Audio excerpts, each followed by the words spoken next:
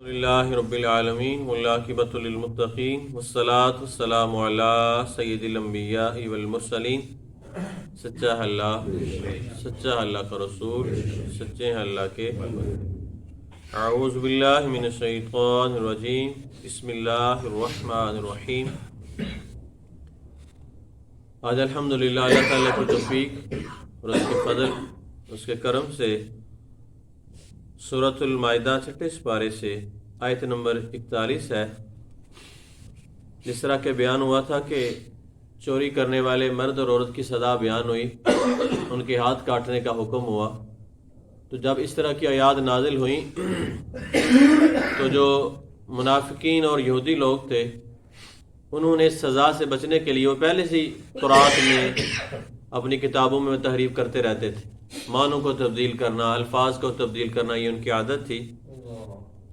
ارشاد فرمایا یا ایھا الرسول لا یحزنک، اے رسول آپ کو غمگین نہ کریں الذین یسارعون فی الکفر، وہ لوگ جو کفر میں تیز رفتار ہیں، من الذین قالوا آمنا بافواہہم، اور ان میں سے کچھ ایسے ہیں جنہوں نے یہ کہا کہ ہم اپنے منہ سے ایمان لائے، ولم تؤمن قلوبہم، فرمایا ان کے دل مومن نہیں ہیں، انہوں نے دل سے اسلام قبول ہی نہیں کیا۔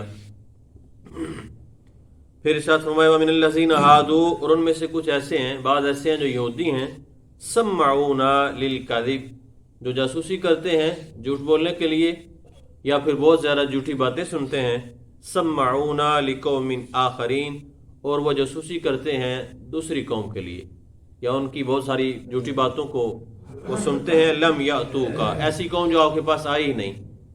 اللہ تعالیٰ نے جب یہ سزا مقرر فرما دی چوری کرنے والے کے لیے ہاتھ کاٹنے کی، اور زنا کرنے والے کے لیے رجم کی سزا، اگر 4 گواہیاں مل جائیں تو پھر اس کو رجم کیا جائے گا، جس طرح کہ ہم نے پہلے بھی بیان کیا تھا۔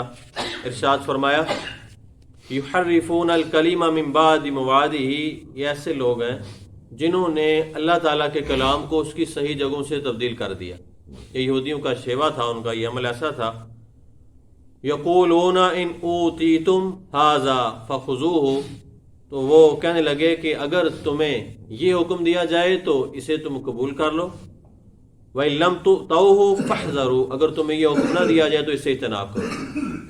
یہ آیت کریمہ اس وقت نازل ہوئی جب نبی علیہ الصلوۃ والسلام کے پاس خیبر کے علاقے سے ایک شادی شدہ لڑکی اور لڑکے نے زنا کیا، تو اس کی سفارش میں یہودیوں نے ایک بہت بڑا گروہ بھیجا نبی صلی اللہ علیہ وسلم کی بارگاہ میں، اور ساتھ سفارش یہ بھی کی کہ آپ ان کے لیے رجم کی بجائے ان کو کوئی حد سنا دیں تاکہ ان کو کوڑے مارے جائے، منہ کالا کیا جائے۔ تو نبی علیہ السلام نے قرآن پاک میں نازل شدہ حکم کے مطابق ان کو رجم کی سزا سنا دی، لیکن انہوں نے ساتھ یہ کہہ کر بھیجا کہ اگر وہ نبی علیہ السلام تمہیں حکم دیں کہ انہیں کوڑے مارے جائیں تو اس حکم کو تسلیم کر لینا، اور اگر یہ حکم دے کہ انہیں رجم کرنا ہے تو پھر ان کے اس حکم کو تسلیم نہ کرنا۔ اب وہ جب نبی علیہ السلام نے ان کو رجم کا حکم سنا دیا تو انہوں نے انکار کر دیا۔ اس وقت جب انہوں نے انکار کیا تو کیونکہ وجہ یہ تھی کہ وہ خیبر میں زنا کرنے والے جو 2 لوگ تھے، لڑکی اور لڑکا، وہ اونچے گھرانے سے تعلق رکھنے والے تھے، ان کا بڑا اثر رسوخ تھا، اس وجہ سے انہوں نے یہ سفارش کی۔ تو نبی علیہ السلام نے اللہ کی دی ہوئی حکمت سے حضرت جبریل کے عرض کرنے سے انہیں کہا کہ ابن سوریہ، وہ یہودیوں کا بہت بڑا ایک عالم تھا، پوچھا اس کے بارے میں تمہارا کیا خیال ہے؟ انہوں نے کہا وہ ہمارا روئے زمین پر سب سے بڑا عالم ہے۔ تو فرمایا اس کو بلاؤ۔ جب وہ آیا تو اسے پوچھا، نبی علیہ السلام نے ارشاد فرمایا ابن سوریہ، تجھے میں اس چیز کا واسطہ دیتا ہوں کہ اللہ نے تمہیں موسیٰ علیہ السلام کا صدقہ فرعون سے نجات عطا کی، تمہارے لیے اللہ نے کتابیں نازل فرمائیں، من و سلوہ تمہارے لیے نازل فرمایا، اور تمہیں اللہ کی قسم ہے جس رب نے آگ کے ساتھ پیدا فرمایا، تو بتا کہ تمہاری اس کتاب میں جو موسیٰ علیہ السلام پہ نازل ہوئی، اللہ نے رجم کی، جو زنا کرنے والے شادی شدہ جوڑے کی کیا سزا مقرر کی ہے؟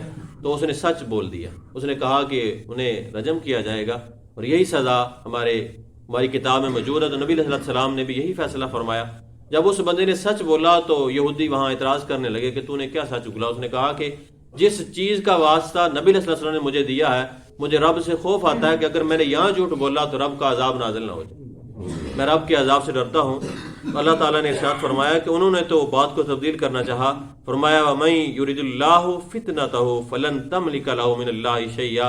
فرمایا کہ جس کو اللہ آزمائش میں ڈالنا چاہے تو اس کے لیے اللہ کے مقابل میں کسی چیز کا مالک نہیں.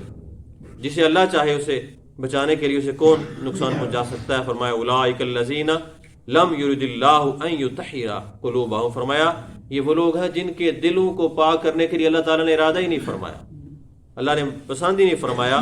ارشاد فرمایا لہم فی الدنیا خزی ولہم فی الآخرۃ عذاب عظیم. فرمایا یہ وہ لوگ ہیں جن کے لیے دنیا میں بھی رسوائی ہے اور آخرت کے لیے بھی بہت بڑا عذاب ہے. تو اس سے معلوم ہوا کہ وہ لوگ جو اللہ اور اس کے رسول کو ایذا دیتے ہیں, تکلیف دینے کی کوشش کرتے ہیں, ان کے لیے دنیا میں بھی ذلت ہے. یہودیوں نے کیا کارنامے سر انجام نے دی, اور جو منافقین تھے وہاں وہ بھی یہودیوں سے جا ملے. اللہ تعالیٰ نے ان کا منہ بھی کالا کیا, یہودیوں کا منہ بھی کالا کیا, اور اپنے محبوب علیہ الصلوۃ والسلام کی عزت کو بلند فرما دی, اور ان کو دنیا میں بھی رسوائی دی اور آخرت میں بھی رسوائی دی. اللہ تعالیٰ میں ہمیشہ نبی علیہ السلام کی سنتوں کو زندہ کرنے کی توفیق عطا فرمائے. وما علیہ الا البلاغ.